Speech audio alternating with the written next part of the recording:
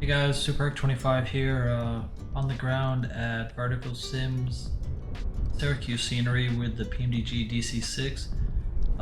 Aircraft's not new by any means, but I've been enjoying flying it quite a bit lately, so I just felt the want to make a quick tutorial flight. I'm not going to go super crazy in depth, but we will kind of go through the POH as we make our way over to Buffalo. We'll be flying into I Builds Buffalo scenery. So without any further ado, let's go ahead and get in the flight deck, and we'll start doing the pre-start checks. Alright, so we're in the flight deck of the DC6 now. I'm going to start with the EFB. We'll just run through some stuff with that first, and then we'll start doing our power on checklist. So we'll start with your ramp manager page. Basically, you can connect to your ground power, your chocks, pitot covers, all that good stuff. You can also control your cabin doors as well as your cargo holds. And then you can preload a cold and dark state, ready for start or ready for taxi.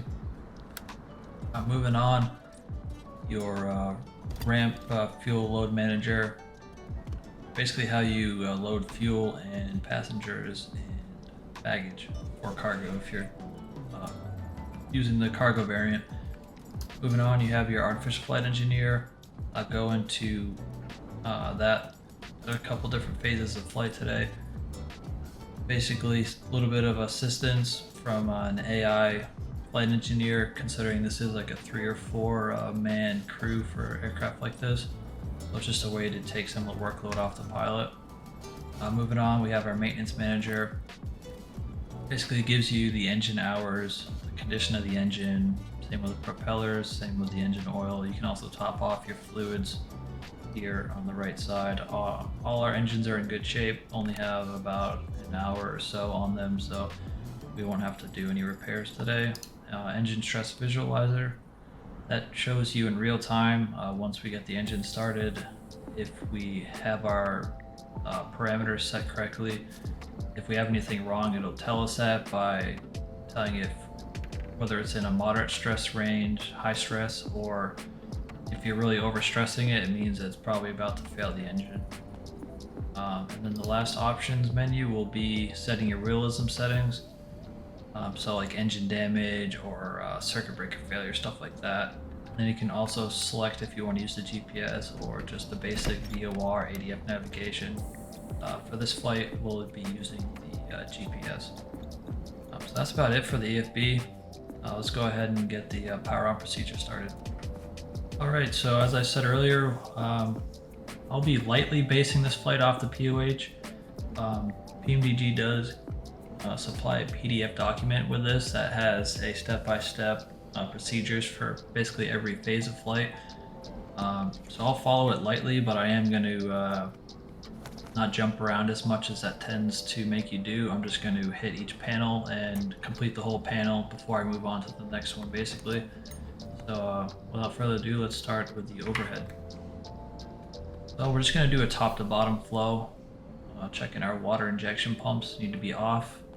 We have circuit breakers along the top. Also make sure they're not tripped. Working our way down, we can go ahead and make sure our lighting is off right now. We'll go back to that once we get power on. Our auto feather controls, or our feather controls rather, need to not be feathered. If they were pushed in like that, that means they're feathered, and then you go ahead and pull it out to unfeather the prop.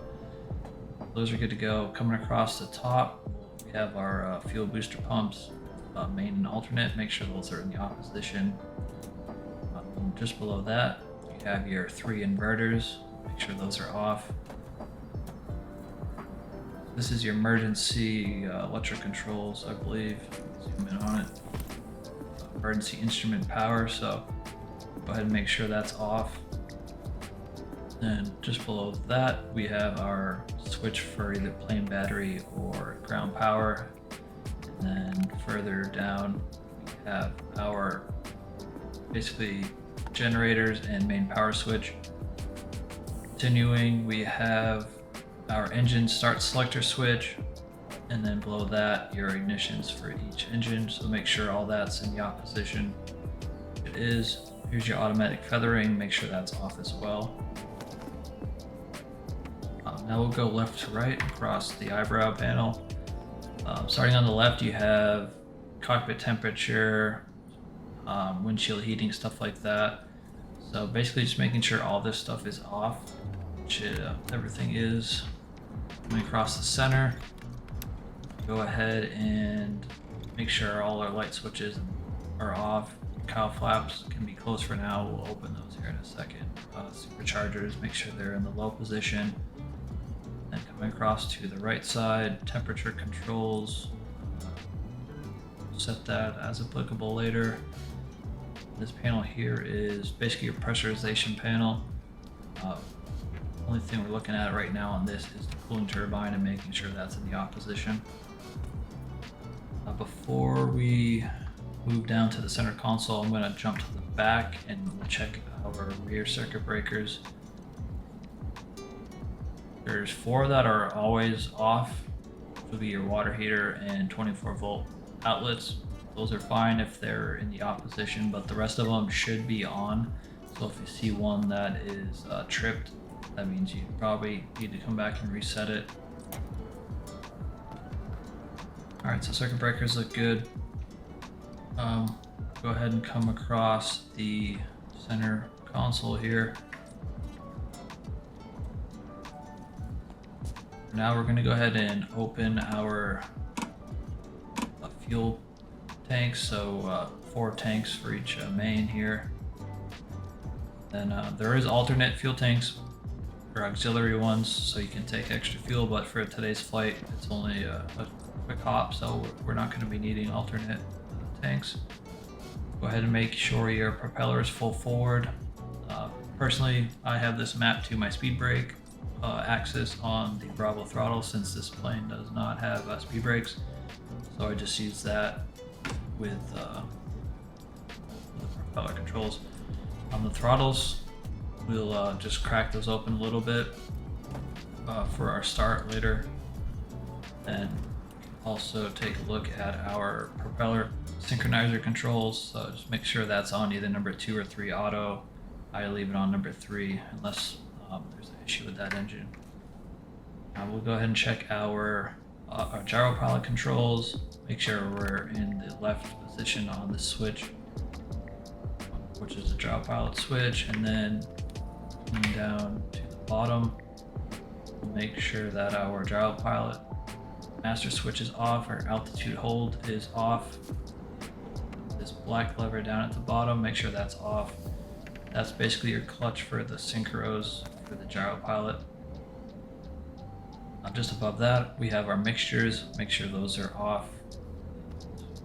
Blue levers here on the bottom right are for your carb heats. Let's make sure those are down, which is the cold position. We have our flap lever here. Make sure those are up. And very bottom here, there's another black lever that's for your hydraulic controls. Make sure that's in the down position, which is on. And also check your hydraulic systems. Make sure that's on the brake system when you're on the ground. That's right there. That's basically all the quick checks. I know we covered a lot. One thing to add, I guess, is your transponders down here in the bottom left, so it's in standby right now. This is also your DME indicator here. That basically covers it for the quick pre-flight checks. We'll go ahead and get our external power on. So to do that, you come up to this top panel again, and you select your ground power switch to the on position, and right now it's on plain battery, so we'll go ahead and switch over to ground power.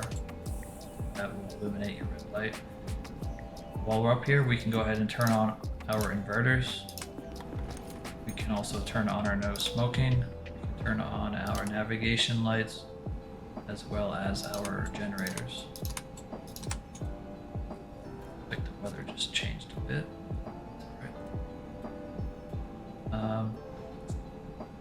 Coming down to the bottom, we can now go ahead and open up our cowl flaps.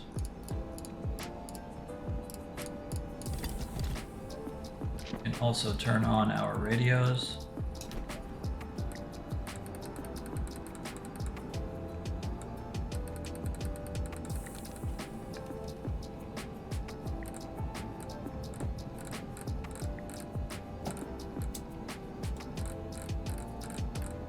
While we're here with the GPS unit, I am using the working title GNS 430, which is it's in alpha or beta currently, so that's why there's an issue with the scaling size on the screen. But other than that, GPS works fine, so I don't mind that.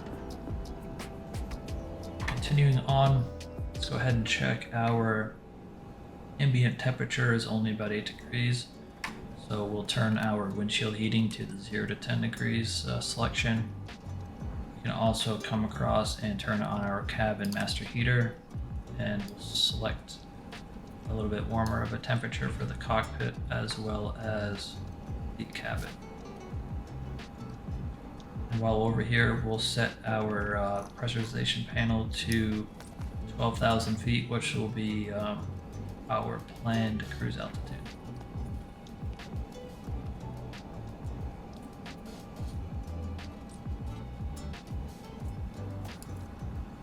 Also come down to the bottom left here, turn on your DME, and as I said, we'll go ahead and put our transponder into standby, and we'll set the standard squawk code for IFR of 2000.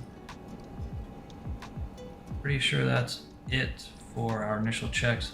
This is your parking brake, by the way, so currently it's engaged, and just behind it, this is your gust lock for your flight controls, so we'll focus on that a little bit later when we're ready to taxi. Other than that, that's it for the 4-star checks. I will carry out flight plan programming and aircraft loading, and I'll jump back with you guys after that. So, yeah, see you then. Alright, so I'm back with you. Just got our aircraft loaded, 4,500 pounds of fuel, 65 passengers, and 4,000 pounds of baggage. And our flight plan is loaded. We'll be taking runway 28 for departure out of Syracuse and arriving for the ILS 23 into Buffalo. The last thing to do here will be come up to the top and get our seatbelt sign on.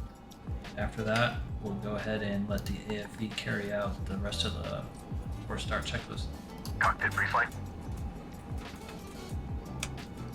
completed. Voice recorder tasted. Oil coolers and cowl flaps. Auto in position. Fuel and fluids checked. Pressurization set. Manifold and duct pressure checked. Radios checked. Doors and hatches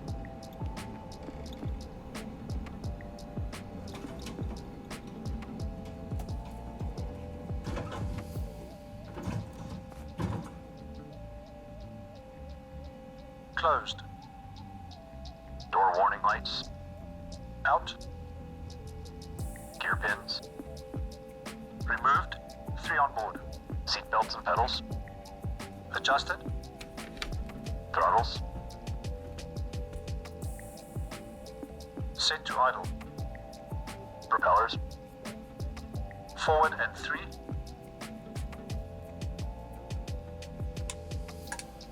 Before start checks complete.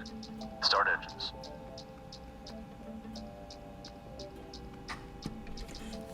Alright, so that's it for the 4-star checklist. Thing I'll note is after the AFE is done with their checklist, make sure you come back and deselect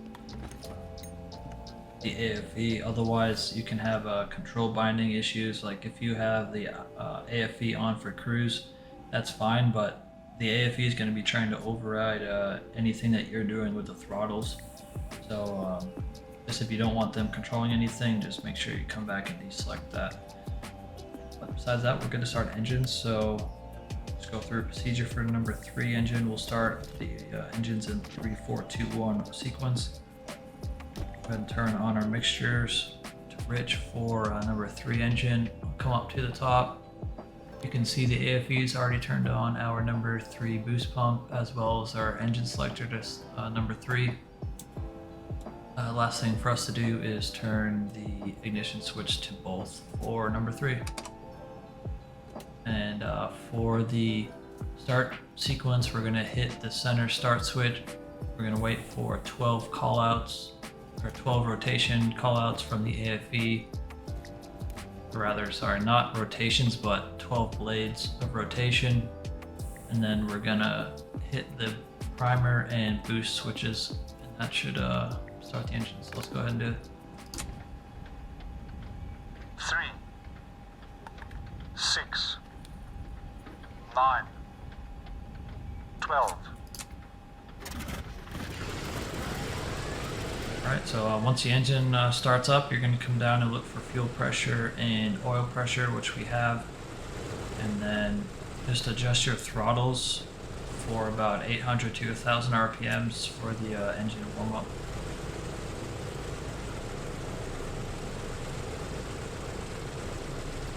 Number 3 is good to go. We'll continue on with number 4. Come up, turn our ignition switch on, engine selector to number 4, turn on our boost pump. Go ahead and hit the starter. 3, 6, 9, 12.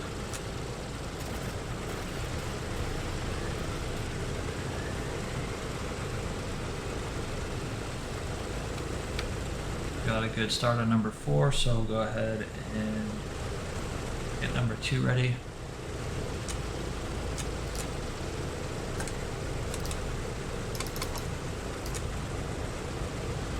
Three, 6, 9, 12.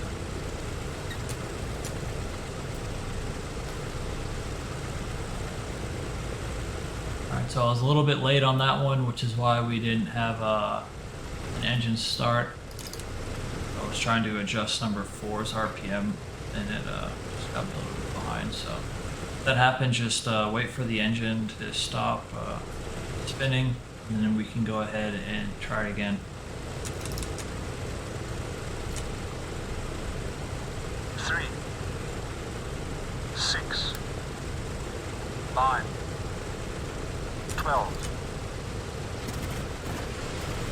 Alright, so I got a good start that time.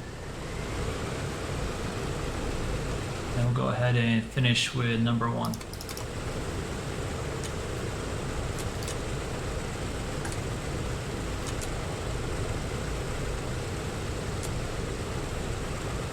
Three, 6, 9, 12.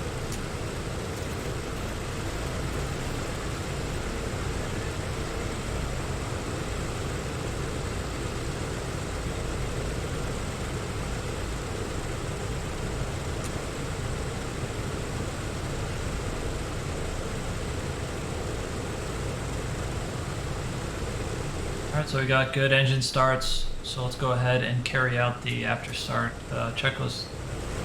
Go ahead and turn our engine selector switch to off.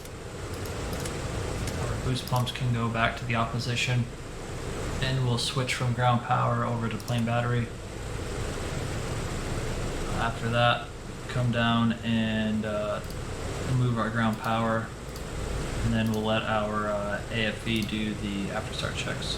Start selected boost pumps. Off and off. Battery switch.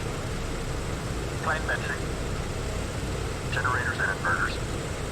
Checked and on. Emergency lights. Armed. Ground power. Removed. After start checks complete.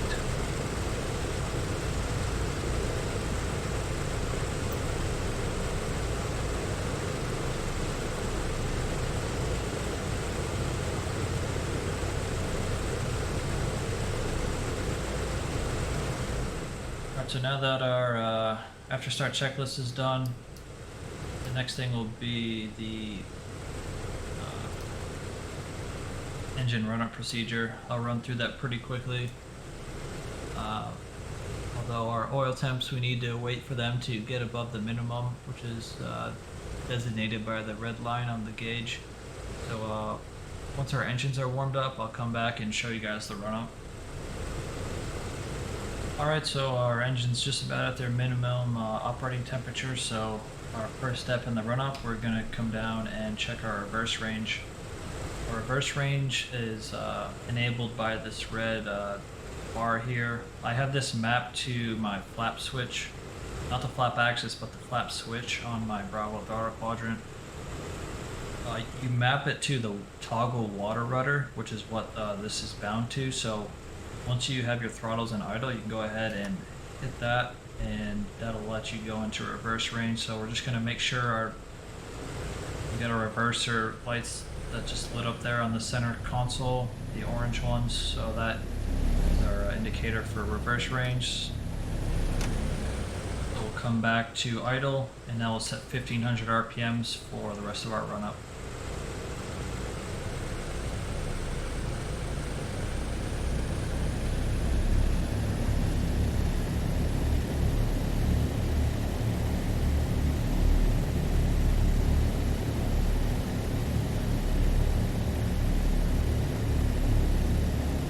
Set about a little bit over 1500, maybe about 1700 for the run up. So first thing we're going to do is come up and check our ignition switches.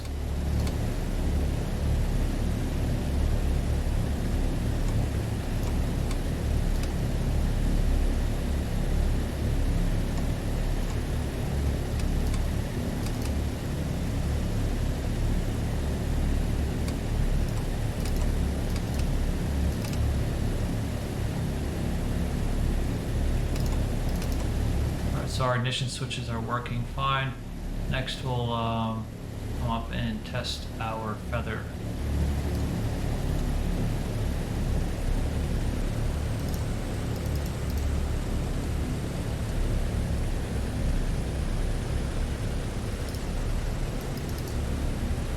Alright, so propeller feathering working as it should. Now we'll come up to the very top and we'll turn on our water injection pumps.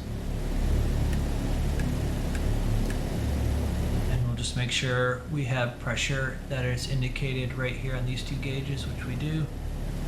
So we can come back up and turn those off. Next up, we'll go ahead and check our superchargers. So we're going to move them from the low to high range and just make sure we get a increase in power.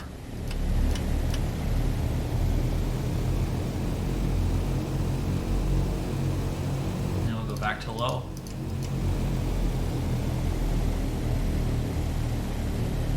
We can also come over to this right side and check our generators, make sure they have correct output.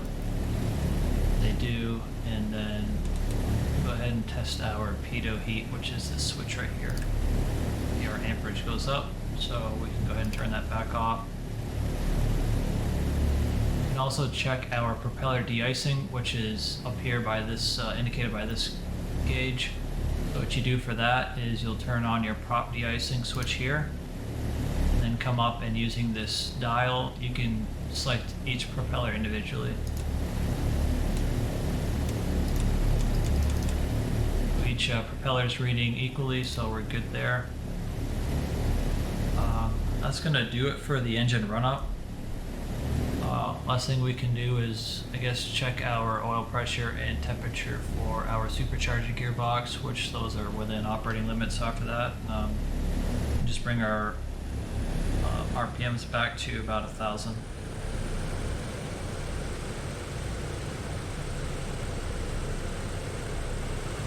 Alright, so we're ready for taxi. I'm not going to use the flight engineer for this, but I will look through the PDF as we start our taxi over to runway 28. So there are not taxi lights, so for the lighting we'll just go up here and turn on our landing lights. Come come down to the bottom and release our parking brake. Make sure our transponder is in your alt reporting off. There we go. Alright, so normally under just idle power, the aircraft is going to just start to taxi itself. Once we get out to the taxiway, I'll go ahead and run through some of the pre-takeoff checks. Alright, so we'll continue our taxi as we work through our 4 takeoff checks. So for flaps, we're going to select flaps 20 for takeoff. While we're at it, we'll just verify our takeoff speeds. So if you get your weight from the tablet, we're looking at about 82,000 pounds. So what we can do with that number is come up to the overhead panel. You'll find a placard right here. So we have our takeoff settings. We'll go with 85,000 pounds, flaps 20, and our V2 speed of 104 knots is going to be our rotation speed. We'll take our left turn across runway 15. This aircraft does not have strobe lights. It has a beacon, which is right up here, which is already on, but as far as anti-collision, this aircraft is not equipped.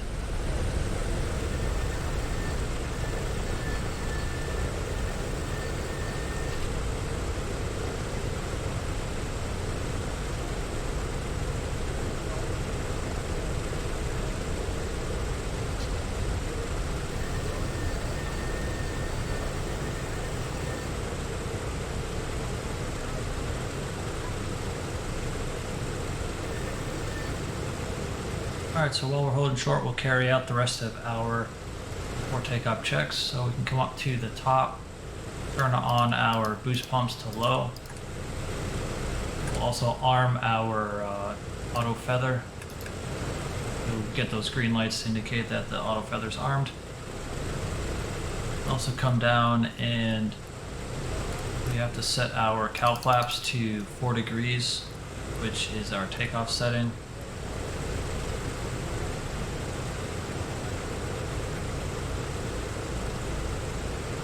For air conditioning controls, we will go ahead and turn our cooling turbine switch on.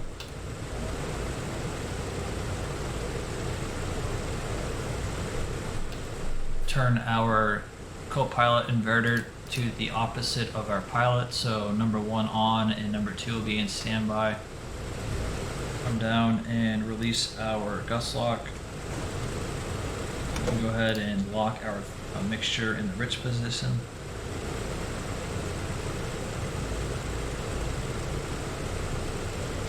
And then for this takeoff, we're going to use our water injection.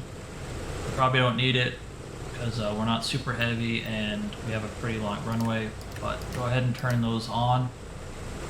And what this does is allow us to set our takeoff power up to 59.5 inches of manifold pressure. If we were doing a dry takeoff, we'd be limited to this red mark right here, which is 53 inches. So by having the water injection on, it just allows us to have more takeoff power. Alright, see, last thing we'll do is turn on our pitot heat and get our transponder to the on position, and after that we're good to take the runway.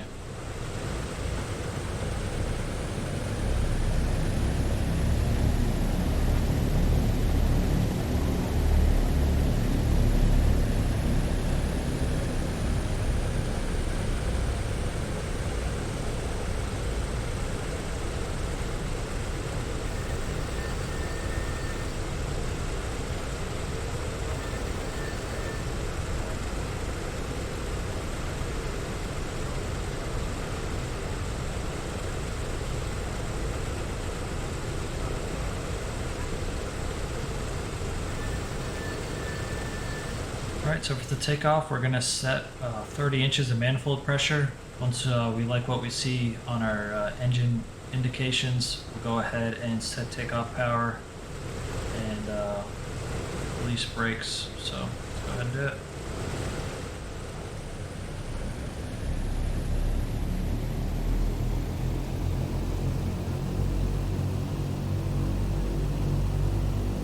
About 30 inches set, indications look normal. Go ahead and set takeoff power. Release brakes.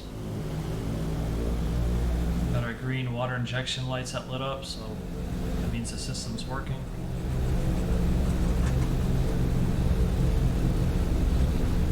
Got takeoff thrust set.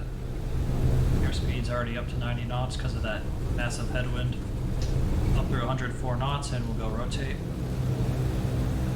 Positive rate, gear up. We're just going to stay pretty low and we'll gain airspeed. Optimal climb is 165 knots, so we're going to accelerate to that. We're up through 130 knots, 140 knots, we'll go flaps up.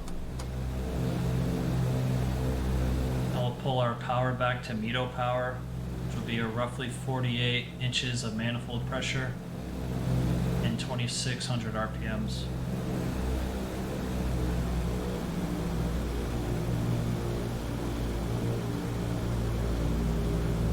We got a METO power set. We're up to about 170 knots, so we can continue our climb. Just aiming to pitch for about 165 knots.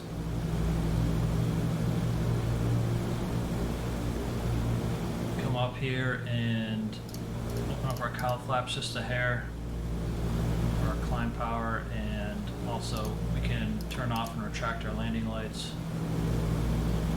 And disarm our auto feather and turn off our water injection.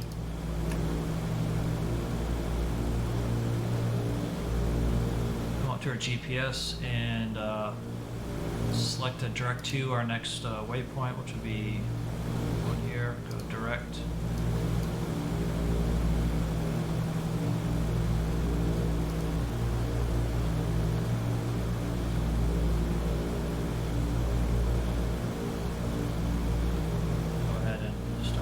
Turnout.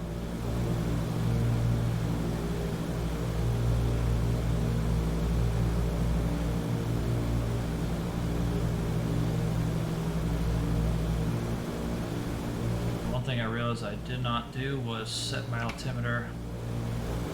I actually had a hard system crash in between recordings, so I had forgot to come back and fix a couple of the settings.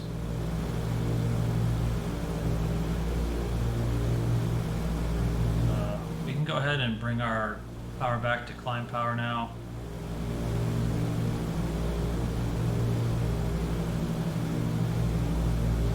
Be looking for 2,400 RPM on the props.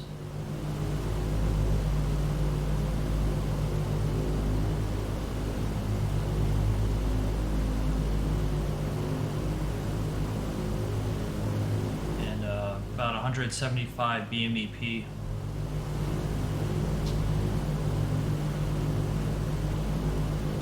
For a course of 313, so I did slightly overcorrect there.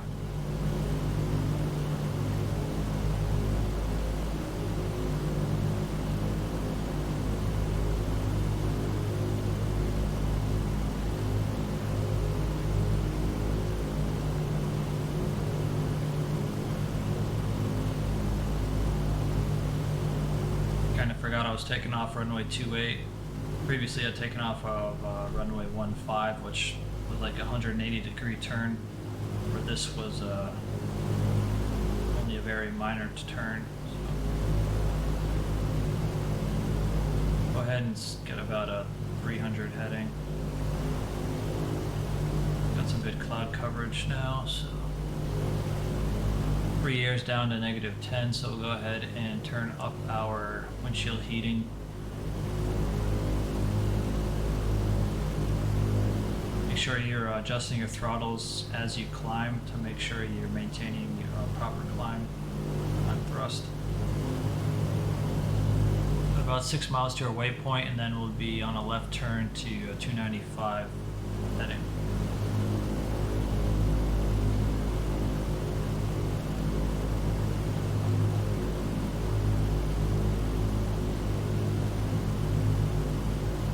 While we're up here, we can go ahead and get our boost pumps back off.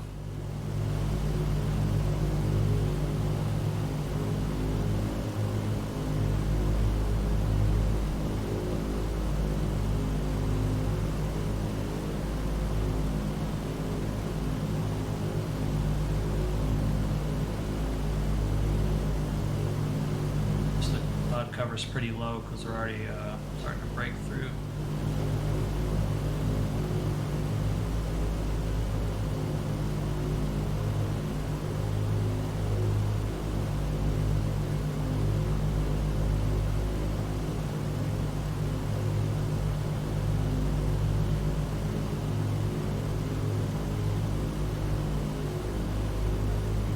Go ahead and put our landing lights back into the neutral position there.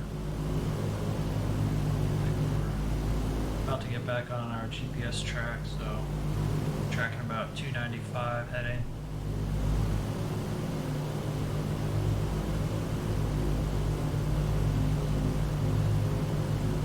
We're just going to hand fly it up to cruise altitude at 12,000 feet, and then I'll put in the gyro pilot and let that handle cruise.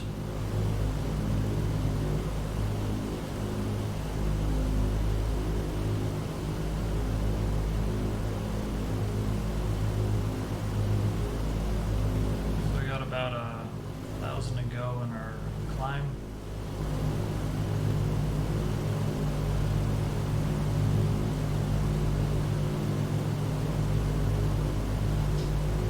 We'll start to level off and get her trimmed out.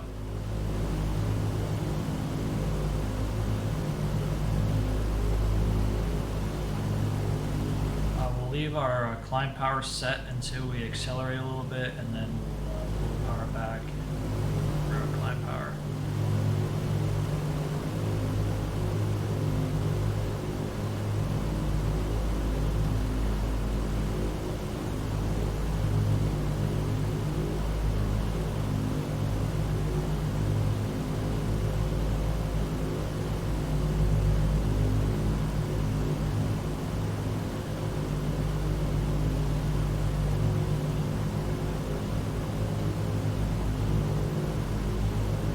So go ahead and set our climb power. This we're going to look for about 145 BMEP with our RPMs at 2200. Go ahead and pull our manifold pressure back to about 30 inches so that we can now go ahead and reduce our RPMs. About 2200 there. A little bit over our 12,000, but correct for that. After that, we can go ahead, unlock our mixtures, and go to a lean mixture. Now that we've done that, we can go ahead and bring our throttles back up and set up about 145 DMEP.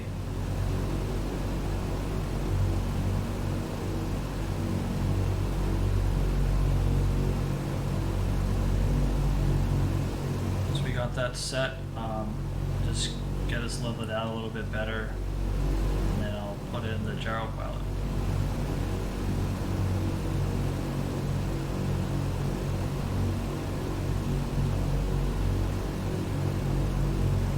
Should be pretty good about there. We'll go ahead and turn on our master switch, engage our clutch, put it into localizer mode, and arm altitude hold. The localizer mode, when you have a GPS, is basically just going to track the GPS heading, or course rather. And last thing we need to do is come up to our cowl flaps, and we'll close those up for our cruise power setting. We're going to start with -2 degrees, and we'll just monitor our cylinder head temperature, which is right down here, and we'll adjust those as needed. But that's about it for our power settings. We'll carry out the rest of our cruise checks, we can go ahead and turn off our hydraulic controls, the system for hydraulics to the general system. We can come up top and turn on our number 2 inverter. And yeah, that's it for our cruise checks. If there's anything I missed or forgot, I'll go ahead and mention it afterwards. But for now, looks like we're cruising pretty good. Looks like our altitude hold is not doing exactly what we want currently. I'm going to take manual controls back again and try and retrim it properly.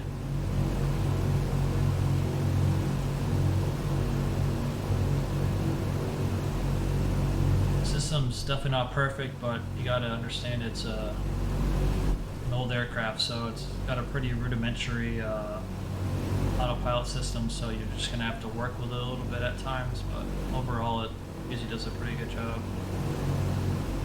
Alright.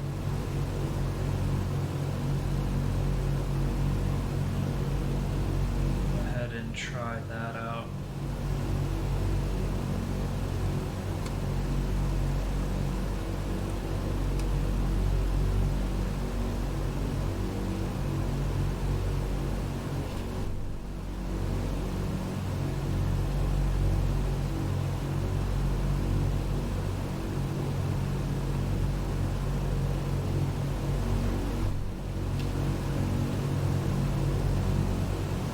Alright, so like I said, it's a pretty quick flight, so we're only about 60 miles out from start of our approach, so we need to be down to 4,000 feet by Trava, which is 61 miles out, so about 8,000. We're going to need about 45 to 50 miles. Before we start a descent, we'll come back and just make sure our circuit breakers are good still.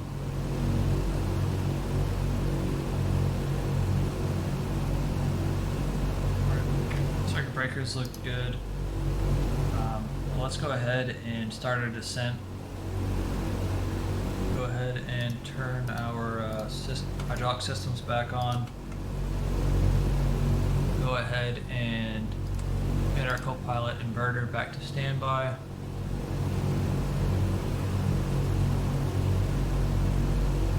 For this, we're gonna just do the manual descent because the autopilot coupled with the GPS doesn't work super nicely with the descent, so we'll just go ahead and manually descend. But for the descent, you're going to want to keep your cruise power until we probably get through 10,000 feet or so, and then we'll pull our throttles back about 26 inches of manifold pressure.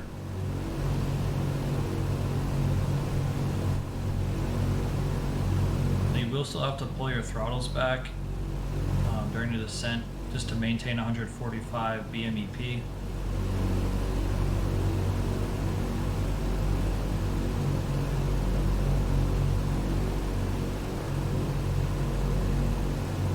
We'll aim for roughly about 1,000 feet a minute.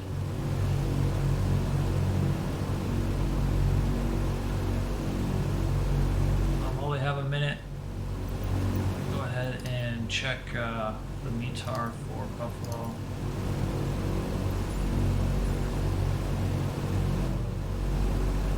It's pretty windy, 280, 11 knots, gusting to 24, so be a pretty fun approach.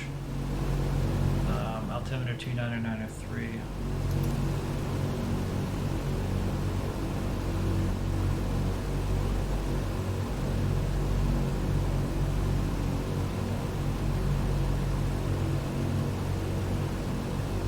So go ahead and pull our power back a bit for the last part of our descent. Go ahead and bring it back to about 26 inches of manifold pressure. Roughly about 90 to 95 BMEP.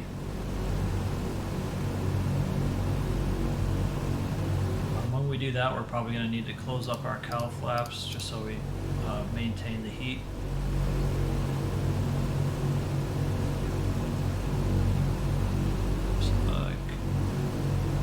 23 miles out.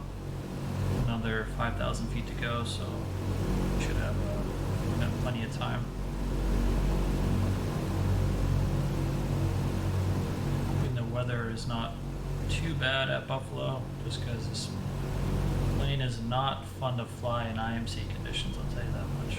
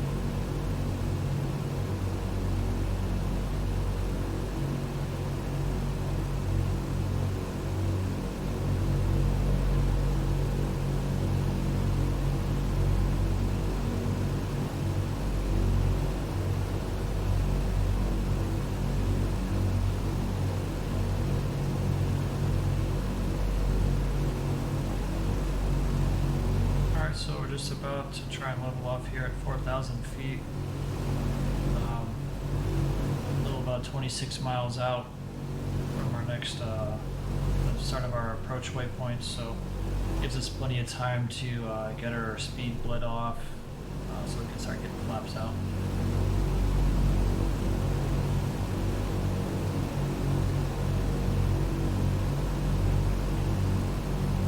Part of the flight, I'm going to go ahead and bring in the help of the gyro pilot.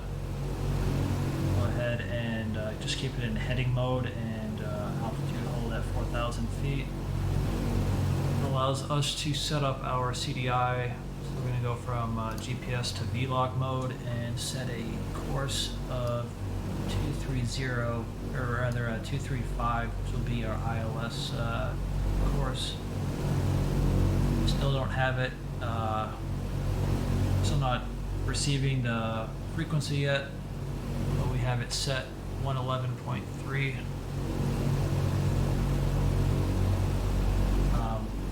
For now, we'll go ahead and just go through the rest of our descent checks. For that, we have superchargers low, our windshield heat. Let's go ahead and look at our outside air is still below zero. So we'll leave the windshield heat setting where it is. Fuel tank selectors are main. Our cross feed controls are off. Carburetor air controls are fully cold. Hydraulic system bypass is on. Our inverters are opposite of the first officers, and that's it for our descent checks. Go ahead and double check our circuit breakers one more time. They look good.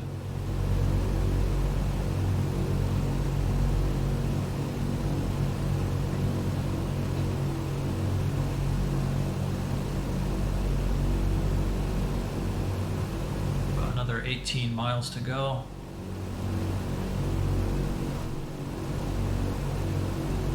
While we have a couple of minutes, there we go. Go ahead and look at our current fuel load, or gross weight rather. Looking at 80.1 thousand pounds. So our max landing weight is actually 80,000 pounds. So by the time we get there, we should just be under 80,000 pounds. Once again, we'll come up to the overhead and look at our landing speed placard. So it'll be a full flap landing,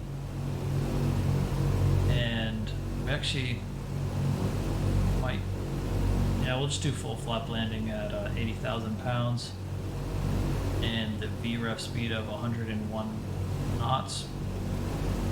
But once more, let's go ahead and look at the METAR.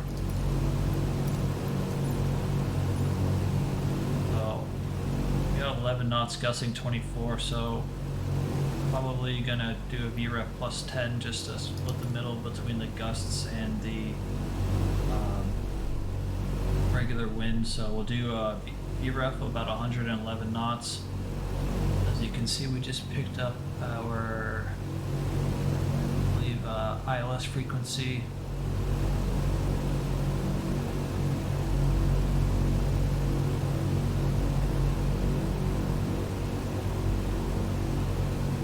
It's coming through 170 knots. Once we get to 168 knots, we're able to put in flaps all the way up to 30 degrees. But we'll wait a little bit longer for flaps.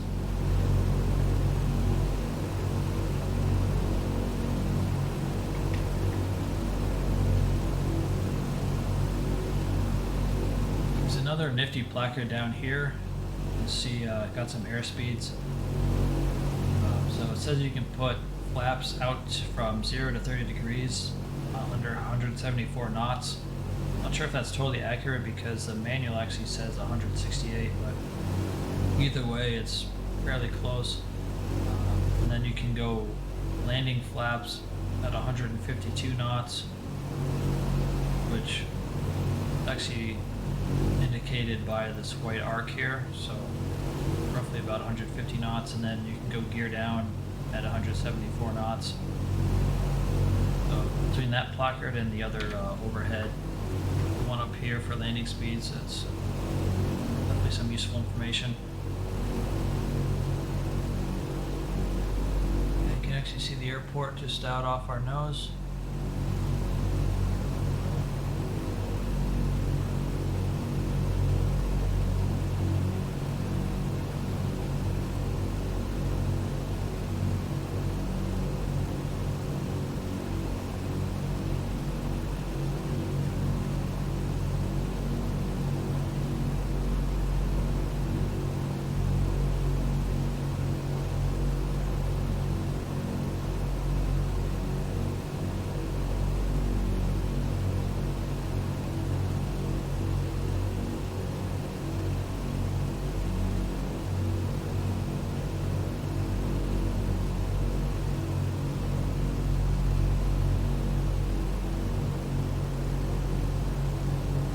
So let's get ready for the approach. Get our boost pumps back to low. We'll also bring our mixtures back to rich. Lock them again. It means we need to bring our props back to 2400 RPMs.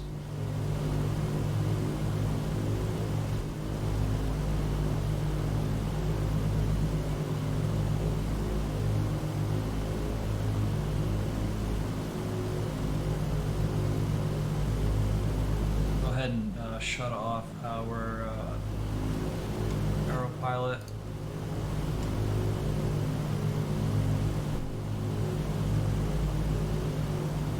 We'll just fly the approach.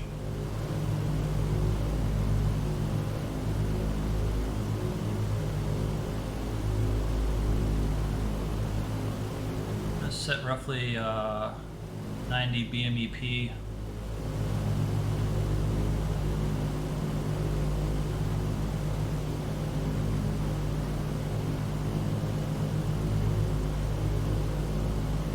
Roughly 11 miles out, so we'll start getting ready to throw in our flaps. You can see our glide slope start to come in just a touch.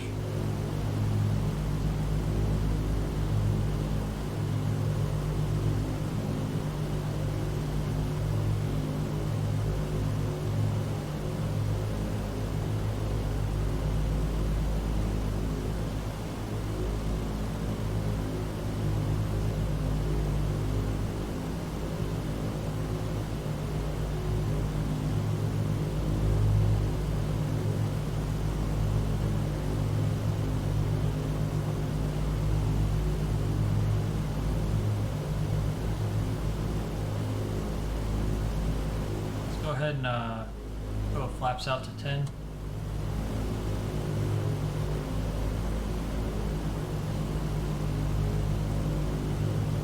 Comes our localizer. Turn on to final. Now we'll go flaps 15.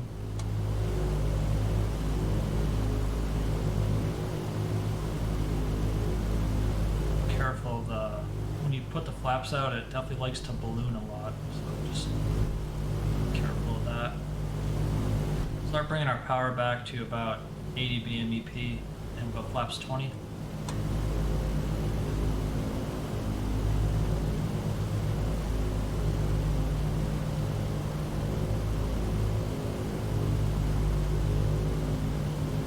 And flaps 30.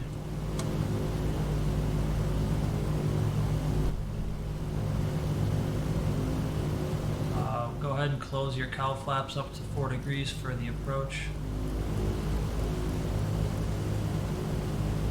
Yeah, watch the balloon there. So flaps 30 definitely balloons quite a bit, but now we're a little bit high on profile, so we're gonna chase the glide slope down. We got like a 25 knot gust, so go ahead and get gear down. And we can go ahead and get our landing lights on and extended.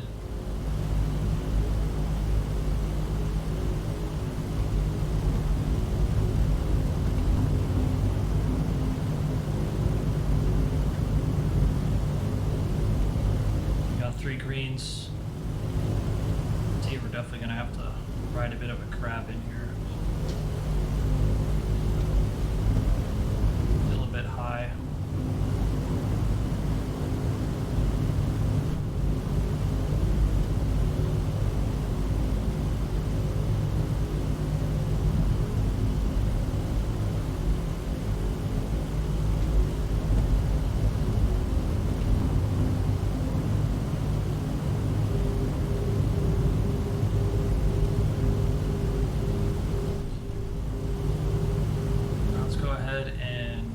Out to 40.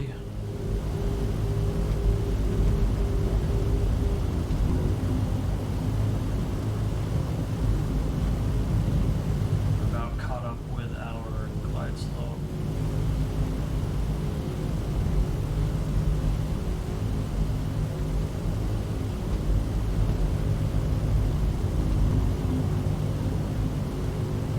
Need a little bit more power since we have such a headwind here. Too slow yet.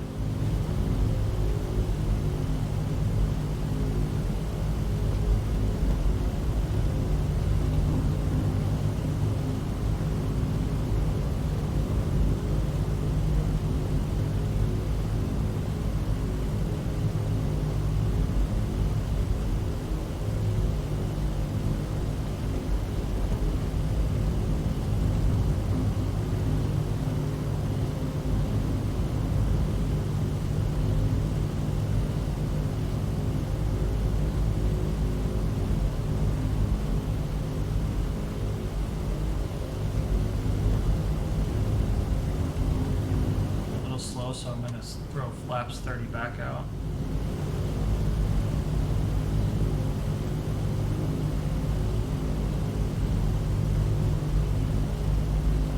Definitely windy out here. Go back to flaps 40 now.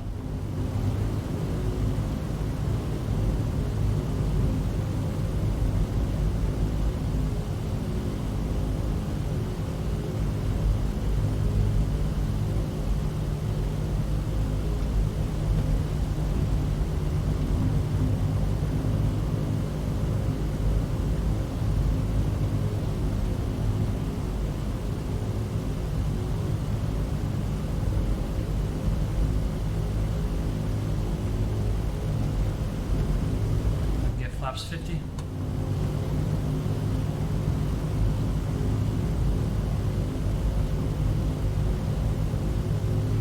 Power back just a little bit.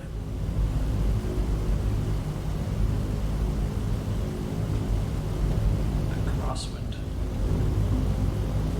Okay. Start pulling the throttle back.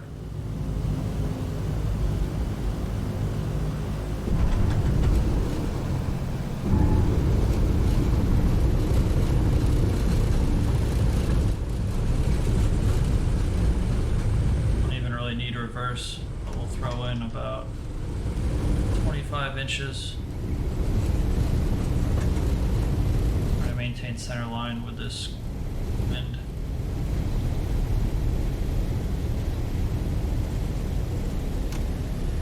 Take reverse out.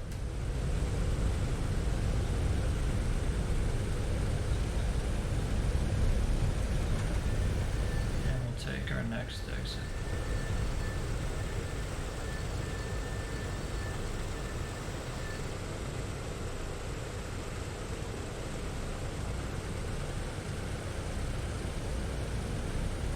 Yeah, I know I'm taking the high-speed exit for the wrong direction. That's it.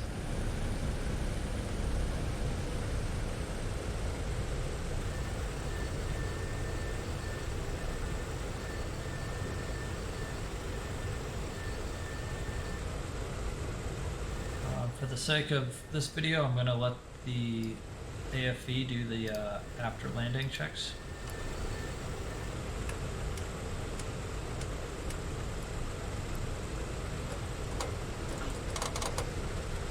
After landing checks complete. And we'll just pick a gate.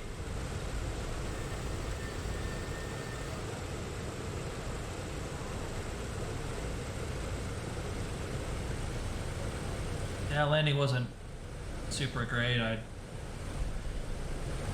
wind was definitely playing around quite a bit. But we still got all landing gear and wings still on the plane, so all a success.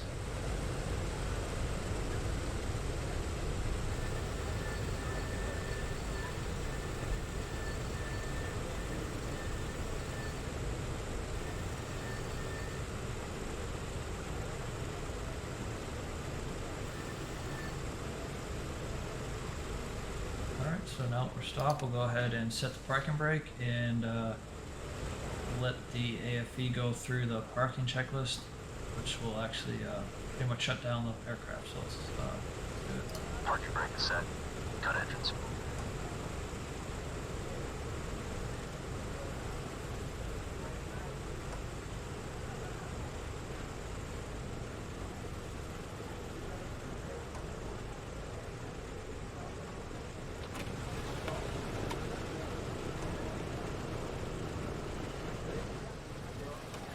Actually, you know what? It's freaking cold out there. I'm gonna close up. There we go.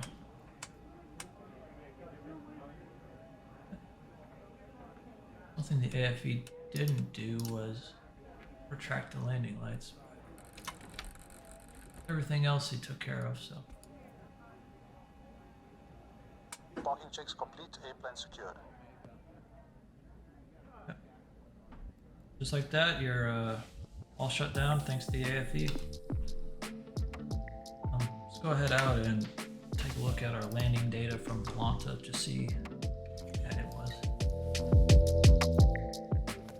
So looking at, considering the wind, actually not bad at all. So we have a landing rate of 211 feet per minute at 95 knots.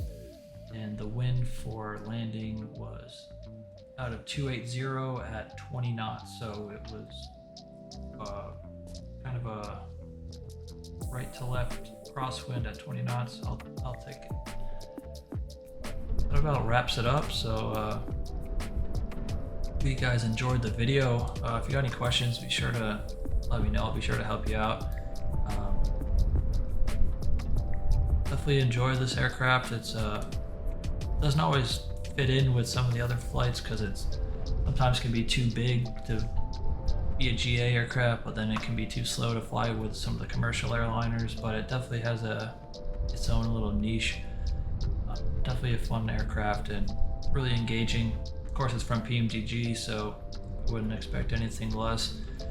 All right, but I think it about wraps it up for me. So I guess until next time, be sure to leave me some feedback, what you liked, what you didn't like. Hopefully you learned something, but just until next time, hopefully I'll see you guys in the virtual skies. So until then, see ya.